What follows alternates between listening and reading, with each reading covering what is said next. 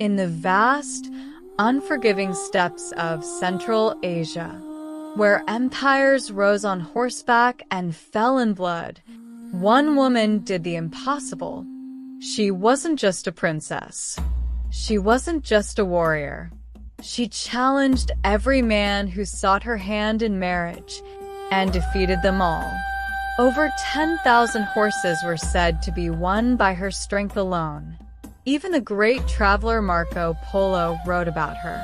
A woman so powerful, so feared, that no man could take her down.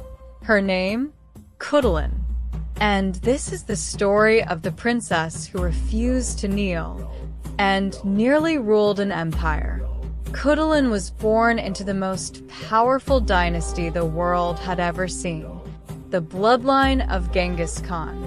Her father, Kaidu, was a feared ruler, a rebel prince who challenged the authority of the great Khan himself. And unlike most daughters of royalty, Khutulun was not raised to be silent. She rode horses before she could walk properly.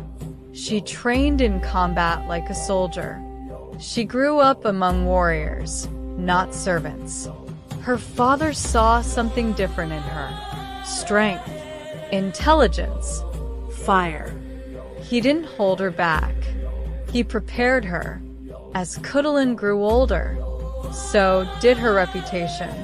She was strong, faster than most men, and unmatched in wrestling, the most respected sport among Mongols.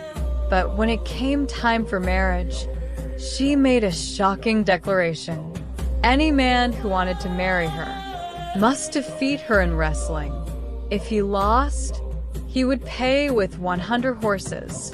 Men came, princes, warriors, nobles. They all believed they could win. They were all wrong. One by one, she threw them to the ground. And with every victory, her wealth and legend grew. By now, Khutulun had become more than a warrior. She was a symbol, a woman who refused to be controlled in a world ruled by men. Her father, Kaidu, trusted her deeply, so much that she often rode into battle with him. She wasn't just present, she led. She charged into enemy lines. She captured soldiers with her bare hands. She fought like a general. Some accounts say she even saved her father's life in battle. And slowly, people began to whisper something dangerous, that she, not her brothers, should inherit power. But power is never given freely. And in the Mongol Empire, it was rarely given to women. When her father grew older, the question of succession became unavoidable. Khutulun supported him in ruling. She had loyalty, strength, leadership, but her brothers and rival factions refused to accept her. Even as she proved herself in battle, they plotted behind her back. Meanwhile, the empire itself was divided. The descendants of Kublai Khan and Kaidu were locked in conflict, and Khutulun stood in the middle of it all. A warrior, a princess, a threat.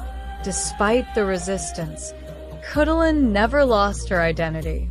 Some say she eventually married, but only on her terms. Others say she never allowed herself to be conquered. Her story spread far beyond the pay. Through travelers like Marco Polo, her legend reached Europe.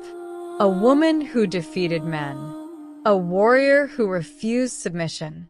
A princess who could have ruled an empire. But history did what it often does. It remembered the men and almost forgot her, but not anymore. Today, her name rises again.